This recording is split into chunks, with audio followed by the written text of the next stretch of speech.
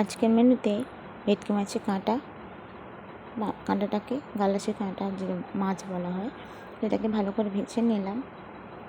ভাজা হয়ে গেলে তুলে নিয়ে লাল লাল করে ভেজে নিয়েছি। আর মাছের ডিমটাকেও ভেজে নিচ্ছি আস্তে আস্তে, কেন খুব ফাটছে তাই চাপা দিয়েছিলাম। লাল লাল করে ভাজা হয়ে গেলে ভেজে তুলে নেব। আবার পেঁয়াজটাকে ভাজতে দেব। পেঁয়াজ লাল করে ভাজা হয়ে গেলে মাছের ঝালের জন্য আদা রসুন শুকনো লঙ্কা, কাঁচা লঙ্কা, জিরে, ধনে সমস্ত গুঁড়ো দিয়ে ভালো করে ভেজে নেব। আদা রসুন আমার ভাজা হয়ে গেছে। এবার পেঁয়াজ ও লঙ্কা গুঁড়ো, হলুদ গুঁড়ো সব মশলা দিয়ে ভালো করে অল্প পরিমাণ জল দিয়ে কষিয়ে নেব। দেখো আমার কষানো হয়ে গেছে।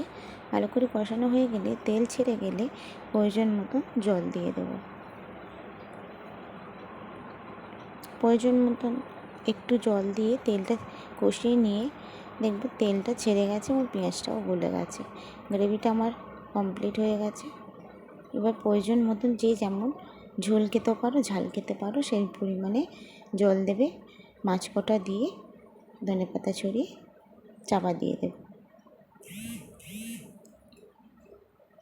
দেখো মাছের ঝালটা আমার কমপ্লিট হয়ে গেছে। তোমরা এই মাছটাকে কী মাছ বলো অবশ্যই জানিও। আমরা বলি ভেটকি মাছে গালাসের কাঁটা। তোমরা কী বলো অবশ্যই জানিও। আর কারা কারা খেয়েছো এরকম গালাসের কাঁটা মাছটা অনেকটাই থাকে। গালাসের মাছ খুব ভালো খেতে, টেস্টি, খেয়ে একবার দেখবে। এবার সবজি তরকারি করার জন্য পেঁয়াজ ভেজে ঝিঙে দিয়েছি। কুমড়ো ডাঁটা ও নোটে ডাঁটা অল্প অল্প ছিল, সেগুলো দেবো। কাঁঠালের আঁটি, মাছের ডিম ভাজা সব একসাথে দিয়ে ভালো করে মশলার সঙ্গে কষিয়ে নিয়ে প্রয়োজন মতন অল্প জল দেব, দিয়ে একটু চাপা দিয়ে দেব। সবজি তরকারিটা আমার কমপ্লিট হয়ে এসেছে।